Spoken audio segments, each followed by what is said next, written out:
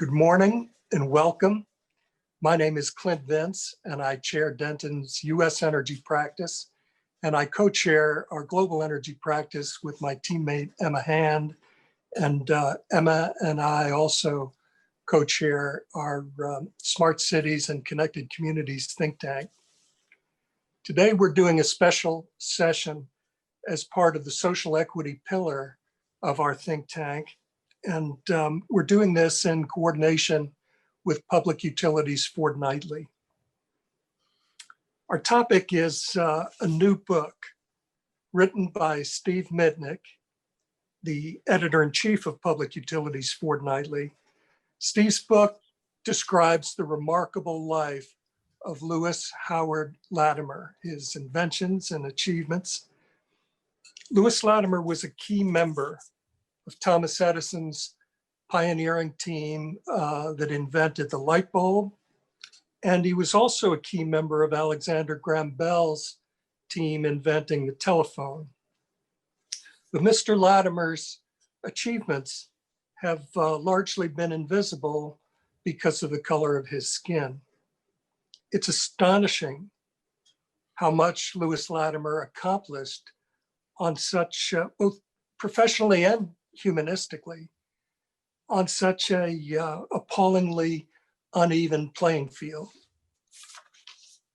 The Dentons law firm is honored to co-sponsor the extraordinary history written by Steve, and we are so impressed and grateful for his selfless effort in writing this book. As Steve writes in the introduction, our industry and society progresses when peoples of all color and backgrounds are treated respectfully, equally, and justly, are allowed to fulfill their potential, and are enabled to fully apply their energy and talents. We are also deeply honored to contribute to the Public Utility Fortnightly Latimer Scholarship Fund, which will create a new source of revenue for African-American students. The fund will be administered by our friends at the American Association of Blacks in Energy. We're also joined today by another dear friend, Paula Gold Williams. Paula is the award-winning president and CEO of CPS Energy in San Antonio. CPS is the largest municipally owned electric and gas system in the United States. And Paula has won so many awards that it would take all of our time today for me simply to list the titles, let alone what was done to achieve those awards. So I will just say that in the past year, Paula was named the Energy Trailblazer of the Year for the entire industry by S&P Platts Global. And she also was named the Woman of the Year in San Antonio. But the reason that I asked Paula to join us today is that she is the only female African-American CEO of a utility in the United States. And I know that her comments today will be extremely insightful. Now, Steve Mitnick has had a distinguished and multifaceted career, and I've been fortunate to be a witness of much of it. Before Steve transformed Public Utilities Fortnightly into an industry-leading publication with our friend Joe Paparello, Steve was the energy practice leader on a number of teams for McKinsey, Marsh & McLennan, PHB, Hagler-Bailly. Steve has been a friend for more than 30 years, but I have always admired his creativity and his courage, or really fearlessness, in addressing important societal goals.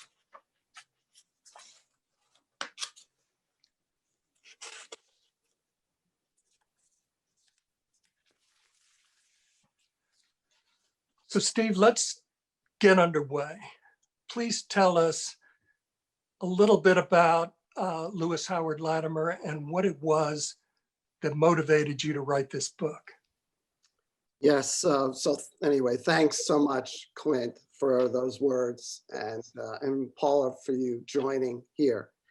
So this is a great passion of mine. So remember, please make sure I don't go overboard about someone that I wish that I could have known, Lewis Latimer. So like many in the spring, this spring, who were angered and disappointed about at the time of George Floyd's killing and other events, all the other things surrounding that, and the other developments. I felt moved and asked myself, what could I do? And then it occurred to me that I'm editor-in-chief of Public Utilities Fortnightly. So that's a platform. Shouldn't I do something? And so I thought about Lewis Latimer, and Pepco had once had a exhibition of some of his mechanical and invention drawings. And I remember how cool that was, and didn't know that there was an African-American that was involved with Edison. So I said, let me find out more. Let me dig into that. And he took over my life starting in May, because he was off the charts in terms of intellectual power, intellectual courage, moral courage, and a true Renaissance man. What I later found was that I've called him the Forrest Gump of the late 19th century and early 20th century. He was everywhere with everyone that you've heard of, all the famous people and great and terrible people of the time. And he was able to cross lines. He had gotten to the point where he was respected by the captains of industry at the very top, the very most senior, accomplished and wealthy, all white captains of industry, though he was the only person of color among them. And equally beloved by the great Black intellectuals of the time, from Frederick Douglass to W.E. Du Bois to Booker T. Washington, George Washington Carver, Ida Wells, Paul Robeson, and on. And he was able to cross those lines. In fact, in the latter case, his home in Queens, New York became the home where the great Black intellectuals would come and talk and eat and play music and write poetry. And so a truly off the charts. And the more I dug in, the more I was inspired to find out more, helped by so many people. The folks that run the Thomas Edison papers at Rutgers University helped me.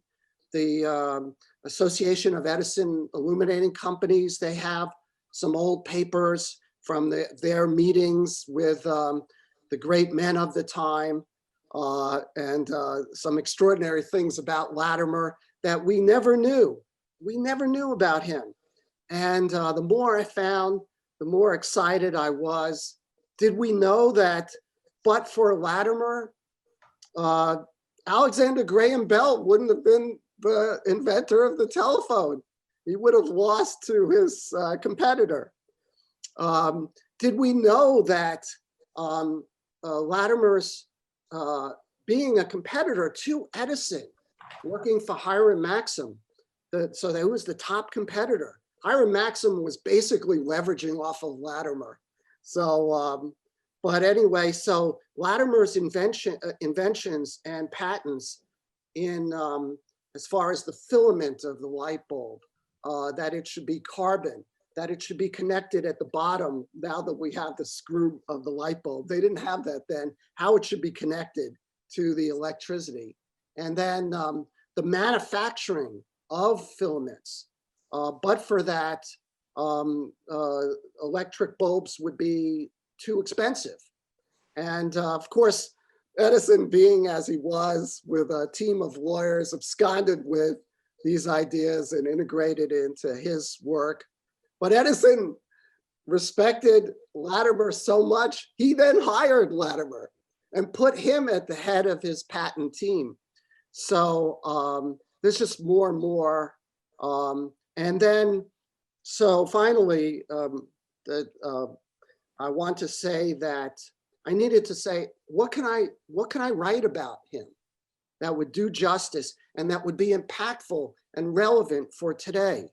So first I thought it should be a biography, but a biography doesn't do it, because Latimer and all African Americans at that time in the South and in the North faced terrible injustices, inequalities, and violence oftentimes. And of course, slavery and the breakdown of Reconstruction. So if I just wrote a biography, it would miss out that piece. It would be myopic in that way. So I thought maybe I could create it as a historical novel, because we don't know enough about Latimer. We have lots that were written about other of the great people of that time, but because Latimer was Black, they didn't give him much credit. Alexander Graham Bell, for example, gave him no credit.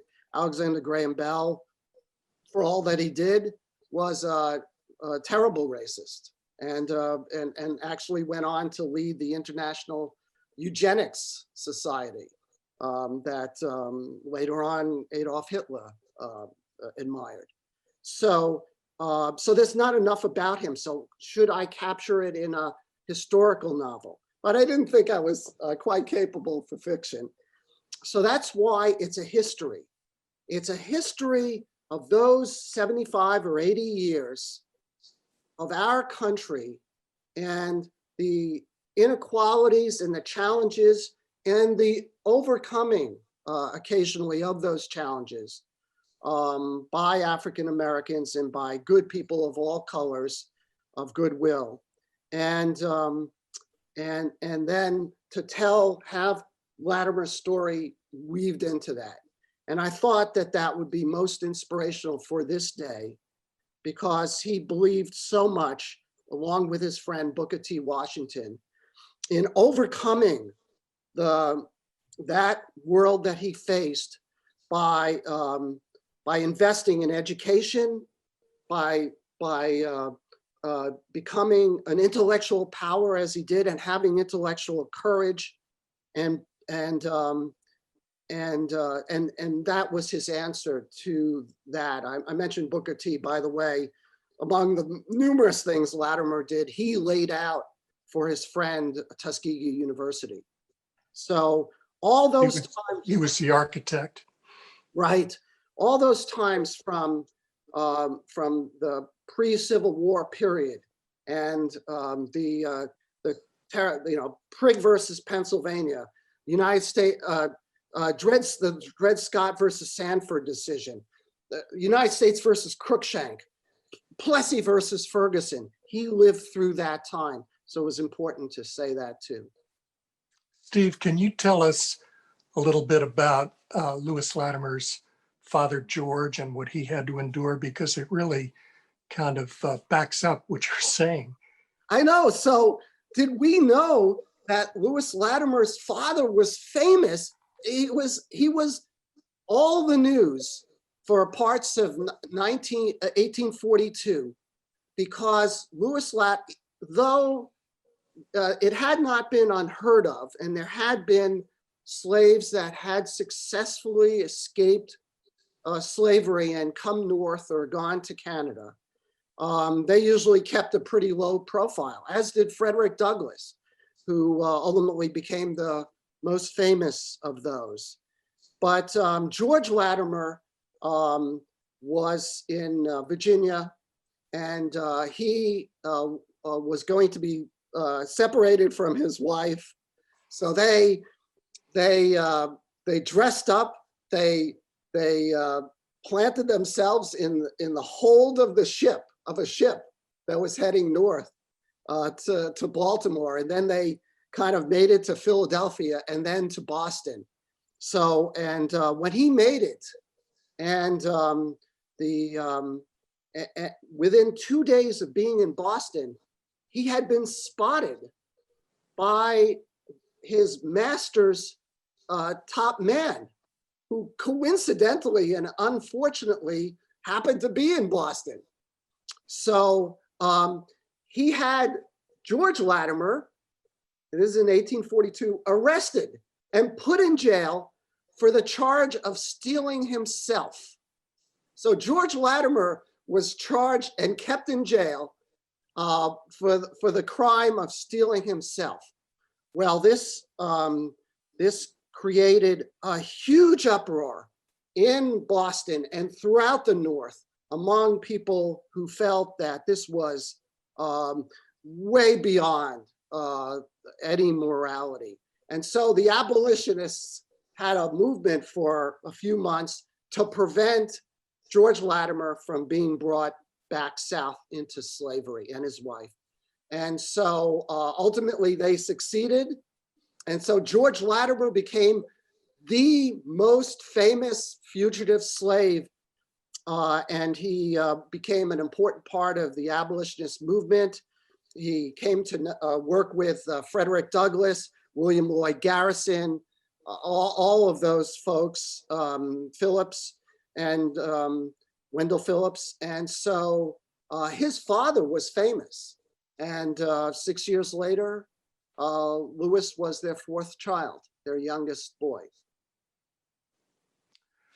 Steve, Lewis was in school at Yes. Phillips Academy, Yeah. and then what happened? Yeah, so so in the aftermath of this, the abolitionists were able to push through the Massachusetts legislature, and then it was allowed that schools could be integrated, that any child could, if merited, could be in the school. And the most prominent and prestigious elementary school in the Commonwealth of Massachusetts was the Phillips Academy. And so Latimer was admitted, and he made it to 5th grade. There are accounts that he was an extraordinary student. So even at the youngest age, he was shining among others. But then in the 1850s, first we had in 1850 the Fugitive Slave Act, which was part of the Compromise of 1850. And then the worst was the Kansas-Nebraska Act, which made it basically open season for slavers to come north and bring people of color, almost without regard, back into slavery, sold down the river, if you will. But then in 1857, with Chief Justice Roger Taney's atrocious decision in the Dred Scott versus Sanford case, that really opened it up. And there were a lot of free Blacks in the North who went to Canada or went to northern parts of the North, as did Frederick Douglass in northern New York State.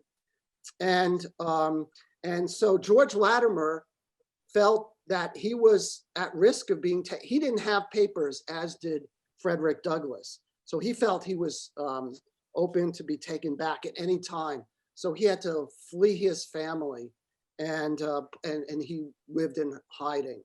And so that meant that little Lewis Latimer, finishing 5th grade at age 8.5, had to go to work.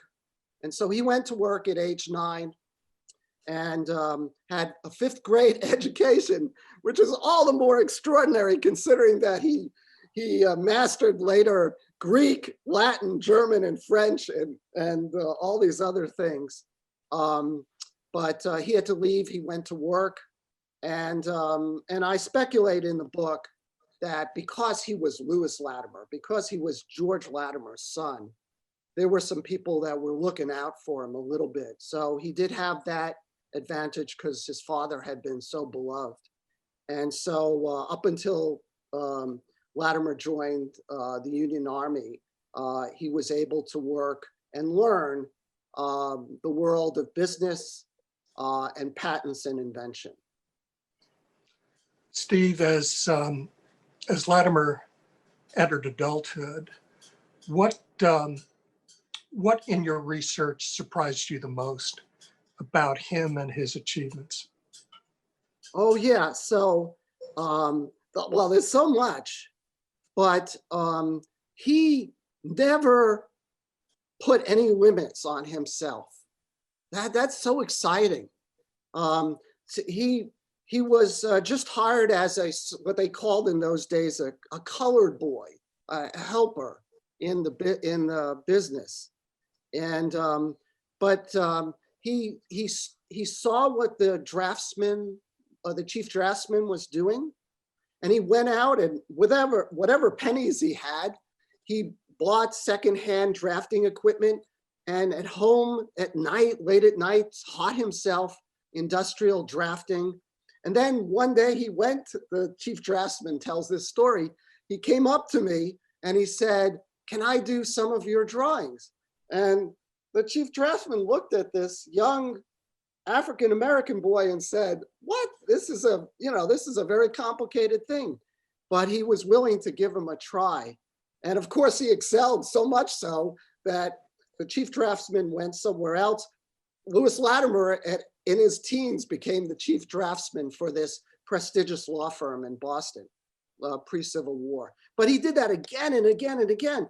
So when, with Alexander Graham Bell, so, Alexander Graham Bell was having trouble with various aspects of him trying to do the invention and get the patent. And Latimer stepped in and took over huge amounts of the responsibility, more and more, basically self-teaching himself electrical engineering at age 25. And then, just again and again with Hiram Maxim, who we know best because he was such a crazy fellow, but he later invented the machine gun. But he was inventor. He headed the company that was Edison's greatest competitor in 1878, 79, 80, the time of the light bulb invention. He hires Latimer because of his talents, admitting that he was surprised that an African-American could be this talented. He says this. And then eventually Maxim gives Latimer complete control over the electrical operation, to where he was supervising 30 men and all of the electrical industrial work, competing as a top competitor to Edison. So he just did that. Latimer finally is another example. You could go on and on. They had an assignment to install the lighting for New York, Philadelphia, and Montreal. So he went up to Montreal, and he found that in order to do the work efficiently, the folks there spoke French. So at night, after a hard day of work, climbing poles and stuff, he taught himself French. He was so fluent that his men loved him for that. So it goes on and on. Steve, you did mention in your book that there were possibly, it was as you read his personal memoirs and journals, you mentioned that there were times when he would be in a setting where he would be the only African-American, and where people would come into the room or the meeting and really look at him with the internal inquiry of, what is this man doing here? Yeah, he did that several times, but writing about this. But one time particularly poignant that I mentioned in the book is, so when Edison hired him, basically Edison sued him, won the suit, and then hired hired Latimer as soon as, literally, it must have been days after the suit was dismissed, was won. And so, so Latimer goes to work at 65 Fifth Avenue, which was Edison's headquarters at that time in the 1880s. And undoubtedly in that building were so many of the greatest, most accomplished, with PhDs and from the greatest universities and the wealthiest families and all the financiers, JP Morgan and so forth, all those people you hear about. And when he walked in that building, undoubtedly he must have been the only person of color, maybe except for, you know, a person serving food or something. And so he wrote about how oftentimes they would see people, a new person would come and they would see him supervising a group or doing an essential project, and they would say mean-spirited words to him and treat him with no respect and look at him angrily and dismissively. And the way Latimer addressed that was just to do his work, and he was pretty strong that way. I don't know, I couldn't have done that, but and then those people would often find, not always, because sometimes they were just too mean-spirited, they would see his intellectual power, his fundamental and essential role in the Edison lighting companies. And then they would often turn around. He turned around so many of these men, so much so that later, when an elite, one of the most elite clubs of the captains of the titans of American industry, when that was formed, called the Edison Pioneers. First, it was 37 of the greatest, most accomplished industrialists of the time, and then it was expanded. Only Latimer was in that group that was not a white man. So he turned around, he must have turned around so many people that considered him a friend, a brother. When you see the letters that they wrote about him, it's moving and brings a tear to your eye. Thank you, Steve. I'm going to turn to Paula Gold Williams now, but I do want to invite the participants today to use the Q&A feature of the Zoom platform. If you have questions, please do use that. And be sure to use the Q&A mechanism, because I won't, I can't walk and chew gum at the same time. So I won't be able to have our discussion and monitor the Q&A feature and also the chat room. So Paula, you in your own right have had a really remarkable career, and I've been the beneficiary of being able to be a witness to a part of that as well. You have not only won so many prestigious awards recognizing your accomplishments, but everyone in the think tanks we belong to and in the industry completely admires you. What, listening to Steve and gaining an understanding of Lewis Latimer, do you see any parallel experiences in your own life and career? Oh, absolutely. First of all, I want to thank Steve for taking on this project and telling the story. You know, in many ways, being an African American and not knowing that. And I've been in the industry for 16 years, and I didn't know this story. And for you, Steve, to have the passion to tell it, and to tell it in a way that really speaks to Mr. Latimer's perseverance. You know, and sometimes when people are successful, maybe all the time when they're successful, you can't see the pain that people experience. and that, you know, the whole aspect of him losing his intellectual property rights and him losing his vision and all the effort that he put into it, and he lost it in a court. So the system supported that theft. And for him to have parents who in fact were very much property. So, you know, it seems it's phenomenal because, you know, several days later he gets a phone call and you know, voila, I'm going to give you something, right? But it really wasn't a gift, right? It really wasn't that kind of gift. It was a smart investment. I have now positioned you so you know you can't do anything else, but you can optimize your talents working for me. But if you sit there and you think about those two, the day after the lawsuit, he reconciled, and he's a survivor. He obviously is a survivor and a thriver.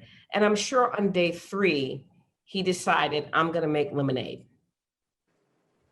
I got a ton of lemons and I'm going to make lemonade. But just think about how that felt the day after. And then when you think about the heaviness of a system that would have no conscience about that, stealing a person, making a person not have a life, and then stealing someone's thoughts, right, and creativity. So look, I by far in no way am anywhere near accomplished as Lewis Latimer. I mean, yes, I have won awards, but obviously for the challenges that he had, pure genius. And then when you sit and you think, if the color of his skin was different, where would he be in history? And I listen to Hamilton a lot, and George Washington has a story, and he says, you know, you never know who's going to tell your story. But if by the color of your skin, the way people would tell your story over and over again, George Washington and all the people in history, because you're accomplished and you're smart and you're brave and you've helped win America. But by your color of your skin, your story gets told over and over and over and over again. And in this case, thank God for Steve, who sheds a light, and there have been others, but not to the same scale. So, you know, I guess, so you're saying, well, what about me? What I feel as if, I feel accomplished. I absolutely feel accomplished. I feel humble. I feel appreciative in every way. But there's still an element of, if you don't know who I am, and this is the life I lead every day, if you don't, and I'm very introverted, I could show up in a city without any pomp and circumstance, and I can show up and I can walk into a building or a hotel or whatever. And if you don't know who I am, it's not about the spotlight, or it's not about the respect in terms of my position. There are often times when people don't respect you as a human being. And we've made tremendous progress, right? I mean, tremendous in comparison to being enslaved, right? Tremendous. But you can still feel it.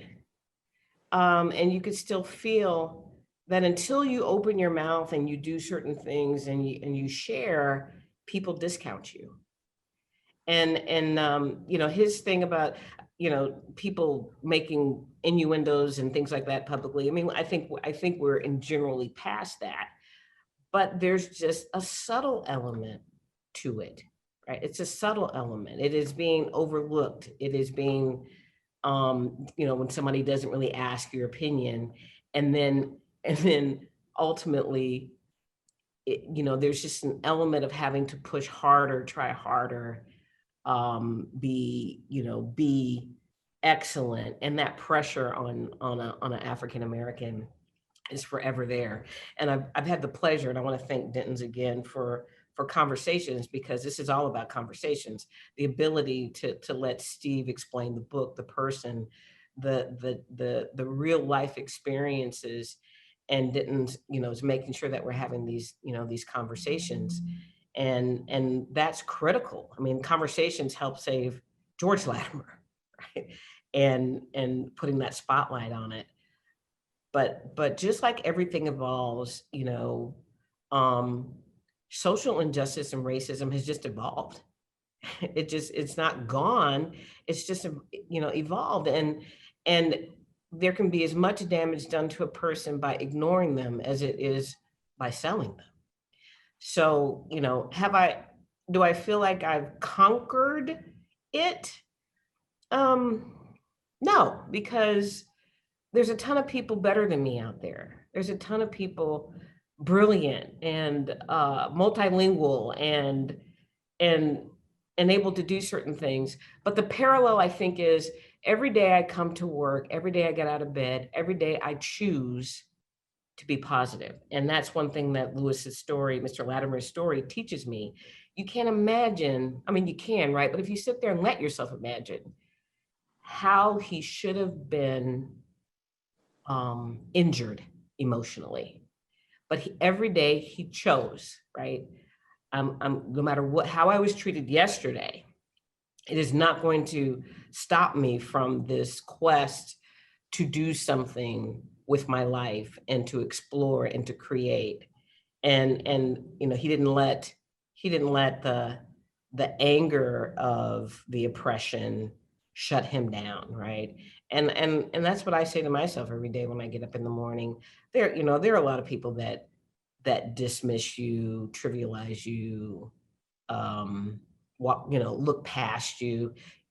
When you're African American, there's always somebody in the audience that says, "I don't believe it. She can't be that good. There's got to be somebody behind her, like making it happen," right? I mean, and it.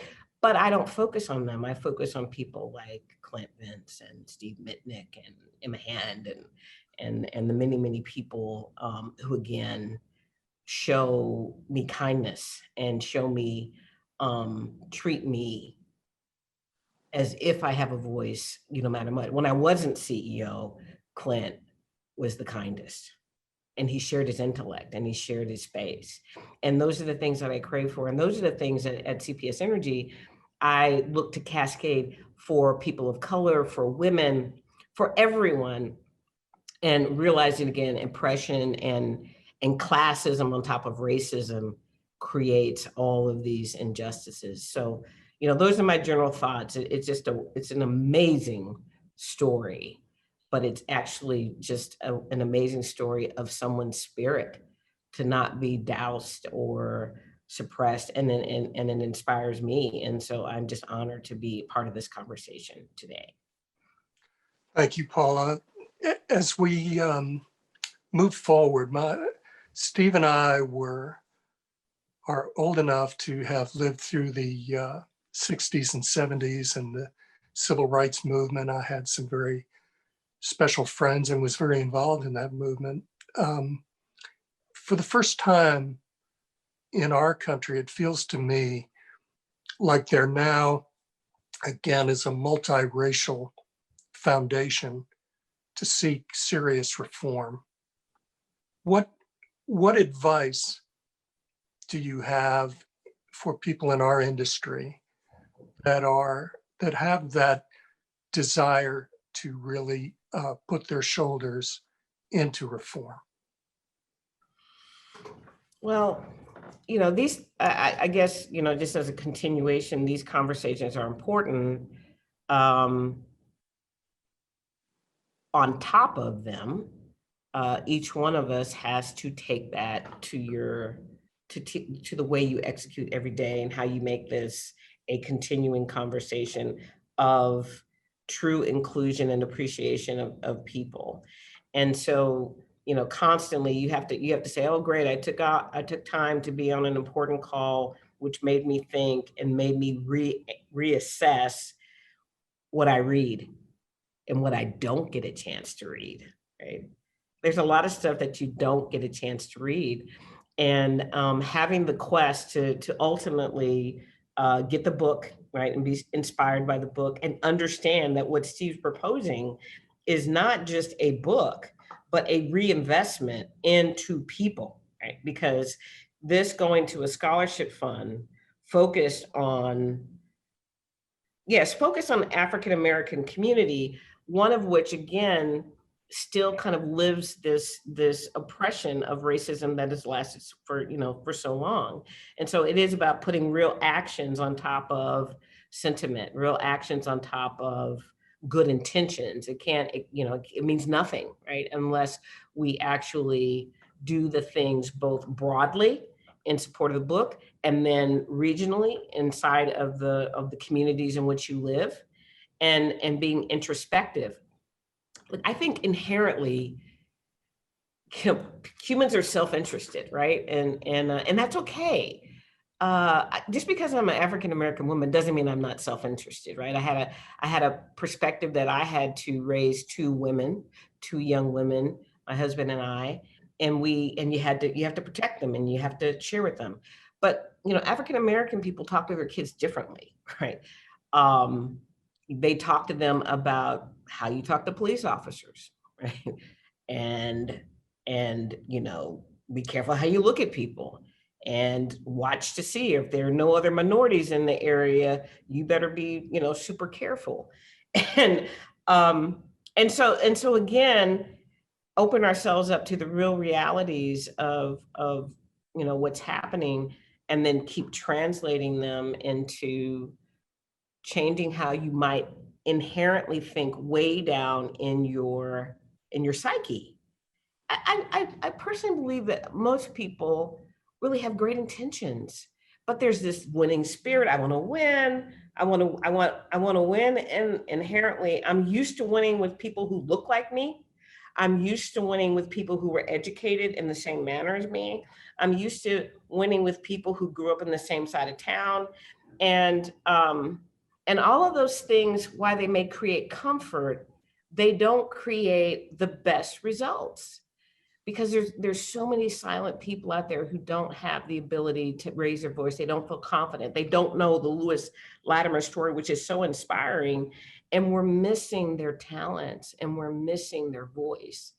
And this conscious effort to hear voices that are different from yours, to invite them in, to inspire them. I'll tell you one other quick story, kind of relative. I tell people, women a lot, but minorities as well. It's like the Wizard of Oz, right? So silly, right? It's like the Wizard of Oz. And because I talk to people who don't have that confidence, and all they've seen is a lack of opportunity and maybe a lack of invitation. And I said, but really and truly, you're on this journey in your career, and I want you to think about it. And I tell men, I'll tell men the same thing, but maybe they're red boots, but they're red shoes. And I said, look, so Dorothy, she learned to be brave because, the lion needed to be brave. And then Dorothy learned that she had a brain and a heart, right? And all of the things that her friends had, she really had. And so that put it together. And her ultimate goal was to succeed, to reach a goal, which was, in this case, to return home. And, Glenda says, you had that all the time. You always had the ability to do these things. You just had, in this case, click your heels. But African-American people have to be included enough, and said, all you got to do is click your heels, to be included. So nobody ever thought again I was going to be CEO. Only person that thought I could be CEO was my husband. That was it. And I fought him on it, because nobody told me that all you got to do is click your heels and be there, right? Be present, take a chance, listen to smart people, be in the room. Lewis Latimer, I think more than anything, made sure he was in the room, and he did it by his merit. And somehow, some way, even when he was excluded or talked down to, he stayed in the room, right? And over again, he found those ways to happen. Now, everything should never be as hard as it was back then. But I do think if we want to your point, Clint, take advantage of how multicultural this new social justice element is, of true behaviors of people towards each other, that the whole point is to break your paradigm, to invite people in, to tell them to click their heels, to unleash them. And again, what Thomas Edison figured out is, I benefit from that. I'm not going to benefit from the suppression. I'm going to benefit from the investment. And the system still held him, but in many ways, the system benefited because of that inclusion and rethinking the paradigm. The average person would have not called him and said, "Come lead my patent team," right? They would have left that out. But I'm just saying, conversation after conversation, inclusion after inclusion, little steps all add up. And where we are in our world now is there's got to be there's so much work to do, right? There's so much work to do. We shouldn't be excluding women. We shouldn't be excluding minorities, people of color, people of different preferences in terms of their sexual orientation. No exclusion, because society loses, right? So I just think that, again, it's a very purposeful. But when you pick up a phone, when you virtual, when you look to see who's on the meeting and you don't see faces, right? No matter what you think, invite them in. They're learning, right? And they're learning and they're giving back. And that part we can make happen and break all of these, just existing silly silos that shouldn't exist at all. Thank you, Paula. By the way, I'm so glad you mentioned your husband. For those of you who have not met Eddie, he really is the gold standard of how a husband should honor his wife. And we call him the noble one in our private gatherings. Paula, and Steve, let's take some time and go to the Q&A session, and let me pose some questions from our participants. And the first is, Steve, I know you can handle this. It's from Glenn Kesselman. Did Lewis Latimer have any patents registered to him? Oh, yes. So he had 7 patents that were registered to him, which was extraordinary. There was no African-American who had achieved anything like that at that time. His first was when he was in his 20s. Those 2 very important patents in 1881, the light bulb patent and the electric light patent and the manufacturing carbons patent were industry changed our industry. He had 7, but notably, there were 3 other patents that he witnessed.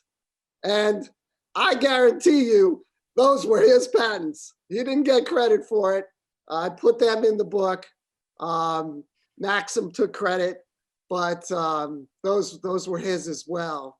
And so yes, he accomplished, and he would have had more. One thing I want to say is he wouldn't let it rest. His wife probably kept saying, "Can you let it rest?"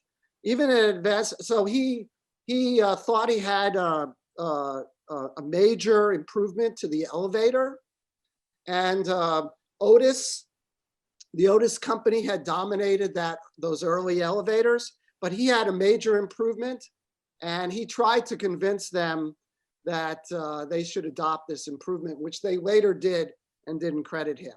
And that was when he was quite a bit older. In fact, finally, I might add, when he was, I think in his late 60s, he came this close to being the first Black producer of a movie. By then, Edison controlled the movie business as well. And his people respected Latimer so much, they got him really close to where he could produce a movie. In the end, the one head of the movie company said no.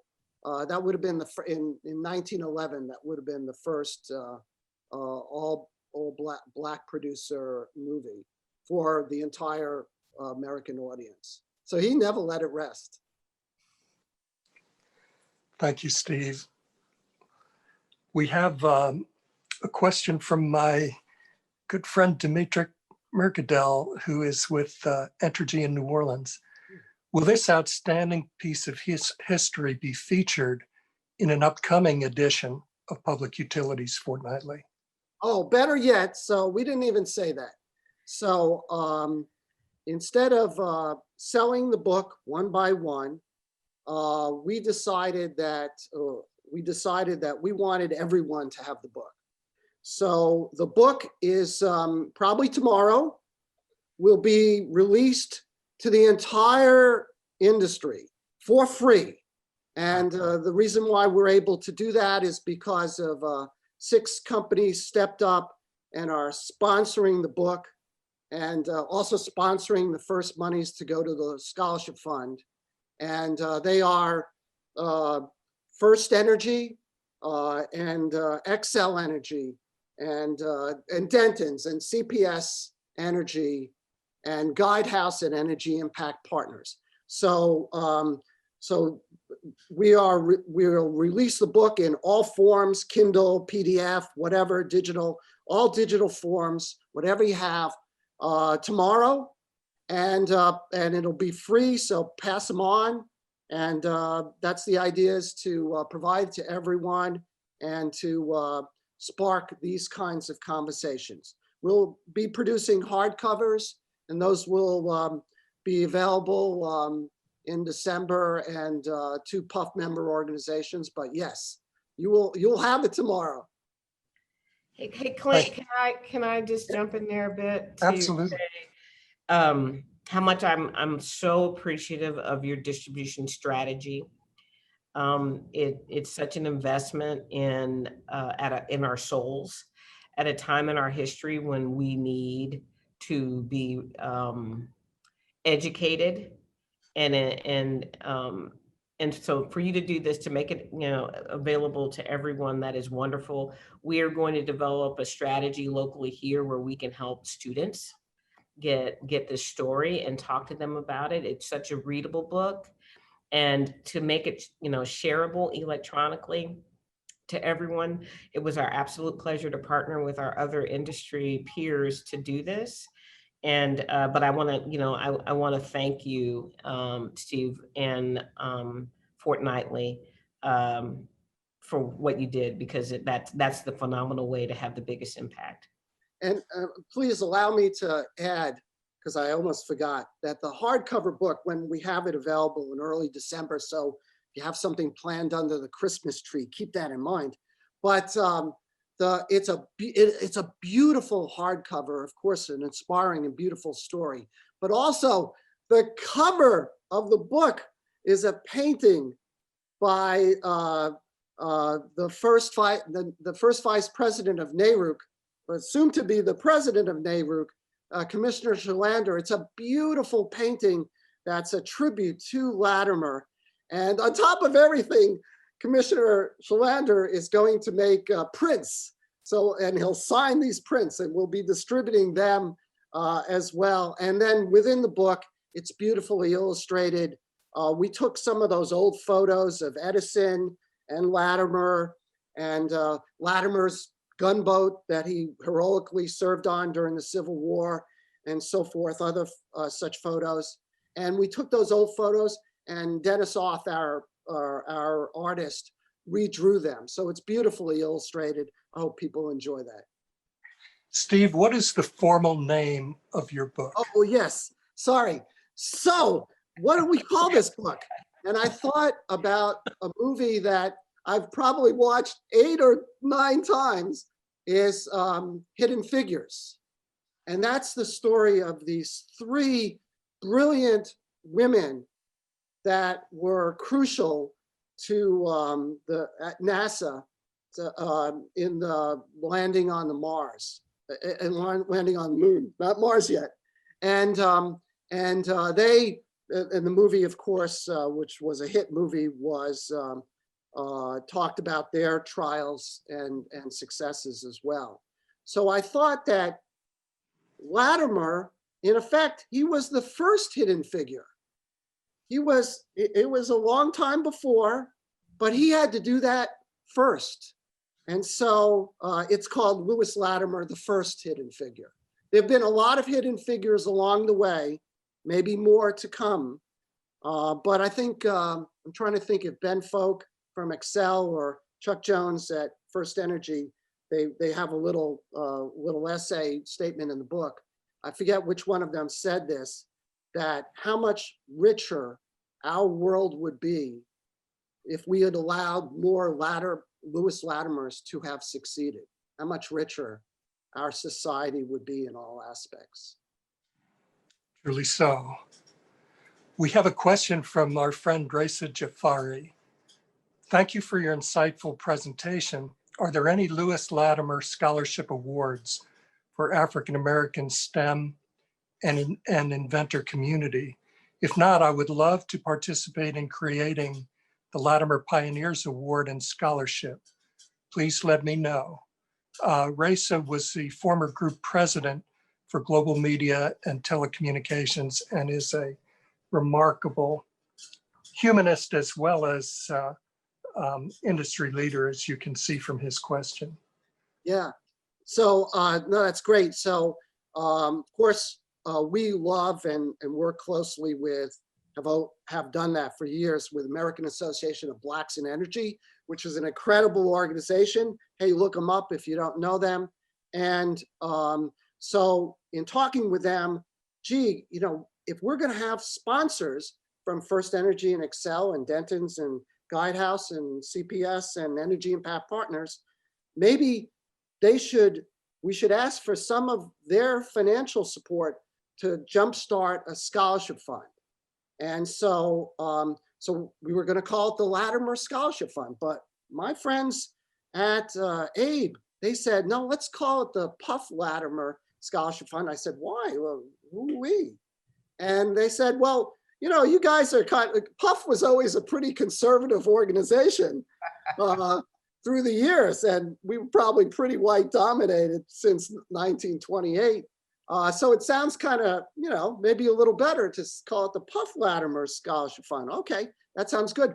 Well, through these sponsors, we already have, I think, about 35,000 already to start that scholarship fund. And then when we sell the hardcovers, we'll take a lot of that money and that'll also go into the scholarship fund. So I don't know if we'll hit 100,000 through this process, but we're going to aim to. And we're working out with Abe, you know, what kind of, how can we help people the most, young women and men the most to reach their potential, as did Latimer. So yeah. By the way, I see that Paula Glover, who is the immediate past CEO of ABE, is one of our participants today. She has just become the CEO of the Alliance to Save Energy. Yeah. Ah. So we should congratulate Paula. Yeah, congratulations. And let me see what, we have another question from Dimitrik, who by the way has now become an independent consultant. So if you need some phenomenal consulting work in New Orleans, think of Dimitrik, probably beyond New Orleans as well. Clint, thanks so much for leading the efforts of bringing this conversation into an industry that has shunned these discussions for so many years. Does Dentons have a plan to continue this conversation into the future? And the answer is yes, we do. We shortly after the killing of Mr. George Floyd, we created a social equity pillar as part of our Smart Cities and Connected Communities think tank. And the formal title of the pillar is Inclusion, Equity, and Justice. And we will be having we had an inaugural webinar, which Paula actually was a member with 5 other industry leaders that you would recognize. If you would like to see that recording, it's one of the more impactful moments of my adult life, I would say. And Kathleen Carroll and Dorinda Graves of our team can get you copies of that recording if you send us an email.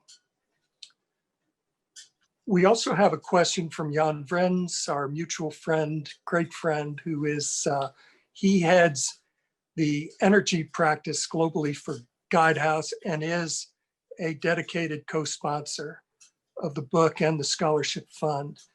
And Jan states, it's great to see what individual companies are doing. What should we do as an industry, working on aspects like learning, education, coaching, investments, working with EEI, ABE, LLPC, I think that might be LPPC, and others. Wow. Yeah, look, I'll jump in a little bit. Once again, I think what happens, life is complicated, and so we have all these things going on, and then there's COVID and, the complexities in general. I'm basically a person, though, that believes, the way we think about strategy is we have to enable that strategy with action. And so we don't want to just always sit around and think about what we could do. We got to make things happen. So I part of it is focus. And I once again take my proverbial hat off to Public Utilities Fortnightly, because they're giving us something to focus on and build upon. And the comment earlier about, this industry includes a lot of people in color, but the story hasn't obviously been about, all the contributors that include those of color. So in general, I think what we have is the ability to focus from this point with organizations like ABE, which is a wonderful organization. And I think we just need a little bit more creativity and focus and strike while the fire's hot kind of thing. So, organically at CPS Energy would be willing to be at the table to discuss more about what we could do. Everybody needs to be able to see examples. Everybody needs to be able to see that this combination of people, regardless of race, focused on the fact that we have differences, but that we can build on them. That's how you inspire a young person of color, right? By focus and examples and inclusion and outreach, right? So again, thinking broadly, and then take it into our communities. But I do think this is a great conversation, and again, we'd be willing to join some effort to talk further about how do we take an example that we have that Steve has given us and partner with the organizations that have started, and then again focus on an organization that thinks about it all the time, like ABE. That's my general contribution. Thank you, Paula. And speaking of ABE, Paula puts into the Q&A, Clint, please share our thanks from the ABE family for the establishment of the Lewis Latimer scholarship. And then Larry Glover asks, given that so many of our elementary schools are learning virtually, is it possible to share the book with local students? The story would make a great difference. Well, on the latter question, yes, when we release it, which I think is tomorrow, a couple of technicalities, it'll be in Kindle and PDF and a lot of other things I've never heard of, probably TikTok. I don't know what that is. So, and it'll be in a lot of forms, and then it's free. I mean, people can just, companies, associations, whatever, EI, APPA, NARUC, whatever, NSUCA, you can, the utilities, you can distribute it, the more the better.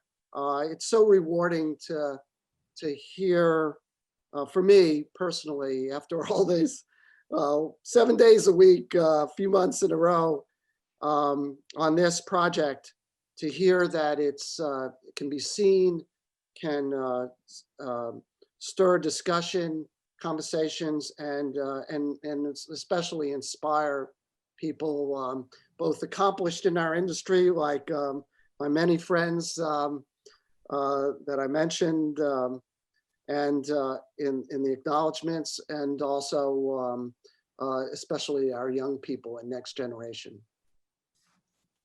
Thank you, Steve. So we will, we are bumping up against our time shortly, or actually a little bit over, but this has been such a rich discussion that I wanted to keep it going. But let me just ask you each if you have any closing thoughts that you would like to share with the participants. Let me Steve, would you defer to like, Steve first. Yeah, what's Yes, that, Paul? last I word. defer to Steve to get us to do that, to Oh, start yeah. off.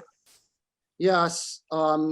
So I love history. I'm reading kind of history kind of always around the clock. I do that anyway. And I've always been interested in the Civil War period and Revolutionary War period, and particularly. But when you really dig in and basically try to look at everything that's been written by Edison's people and the people at the time, and people about Reconstruction and abolitionism, and the fugitive slave and the lynchings and the white shirts and red shirts and Ku Klux Klan, and the terrible things in the Woodrow Wilson administration, and the things that happened in Congress during the Theodore Roosevelt administration, and all of that. It's shocking. It's moving.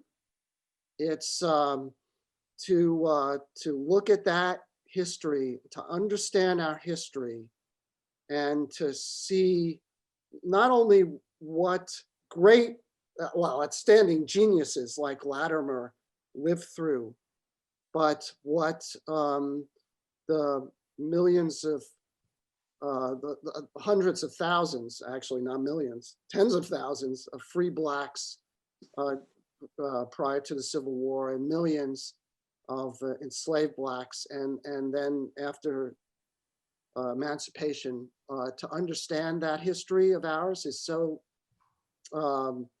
moving and important for us to think about, and to explain to ourselves, what does that tell us for today, and how should we act, as Paula says, how should we act, think, but also act going forward. So that's what I would say in closing. Thank you, Steve. And Paula, before I turn to you, I noticed that Tom Kuhn, the leader of Edison Electric Institute, another dear friend of all of ours, Yeah. has raised his hand, and I wonder if it's possible, Brian, to unmute Tom, Brian, and John. Yeah. Can we do that? Yes, I just had him to, he should be able to speak now. Terrific. Well, thank you, Brian. And, you know, Steve, congratulations on this great book. Latimer was a great hidden hero. And I think that, you know, what you've done for the Public Utility Fortnightly for our industry, and what you're doing with this biography, I think is a fantastic thing. And Paula, you know, I just think that basically your story has always been a fantastic one, but you know, it's not just about getting to the top, which you did. It's about the fact that once you got there, you had a great purpose in life, and many things that you've done to accomplish the transformation of a utility in this industry, and the clean energy area and smart cities in those areas. And that's what the story of Latimer is too. It's about that purpose, and about the fact that, you know, but I think this has been fantastic. And Clint, thank you as always for your leadership in making these things happen. You were a great leader for this industry as well. So this has been totally a fabulous production. Thank you. Look forward Thank to you so discovering much. your book, Dave. Wonderful. Thank you. Paula, do you want to close us out? I will try. You know, here we are again using digital tools, and this would be awesome, right? Because Tom couldn't probably get to the stage fast enough to get his comments in. So in split second, Brian has made magic happen, and it's wonderful to hear his voice, and again, to have Paula Glover on the call, and many people who, you know, are passionate about what we're trying to do as an industry.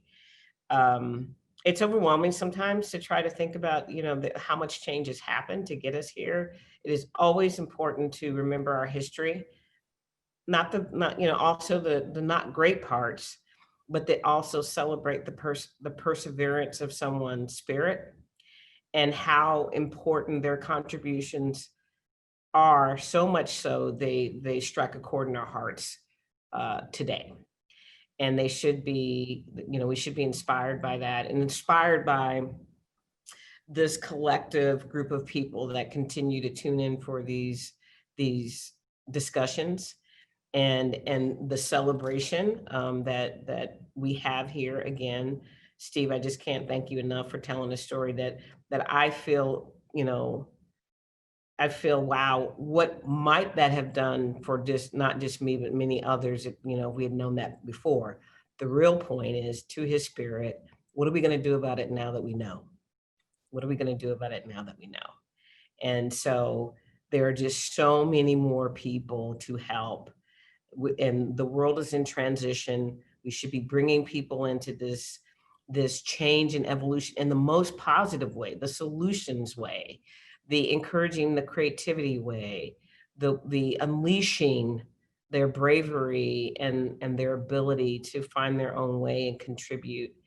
And now more than ever, people need hope. They need solutions, and they need to be included in something that's going to be productive and helpful. So, you know, we as an industry have over and over again seen customers that need help, and peers that need help, and businesses that need help. But if we do it in the spirit of complete inclusion, we do it in the spirit to not just make it the way it was yesterday, but to make it better, and use these inspirational stories and our friendships and our networks, then that's how, you're right, Clint. We've accomplished a lot decades ago, but right now we have an opportunity to do something in our history with all of these knowledge, all the knowledge that we have, all of the connections, all of the friendships that we have. It's a time now to put it all together. And so I just thank all of you, and I thank you for allowing me to participate and be on the virtual stage with Steve and you, Clint. Thank you, Paula. I really can't express how grateful I am, Steve, for taking the enormous amount of time and effort to write this book, and Paula for, you are always charismatic, but as Tom Kuhn mentioned, you are so elegant in how you convey your advice and thoughts, and you always speak from the heart. And I'm very, very appreciative of the number of people that have tuned in today and the very positive expressions that we've received in the Q&A, and also I see the chats coming across the top of the screen, and very, very positive encouragement there. So we will continue to really roll up our sleeves as we stated in our first inaugural webinar for our social equity pillar. And I think it will become our mantra going forward. We are all in this together. And so thank you to everyone. Great to see you all. Bye-bye. Bye, everyone. Stay safe.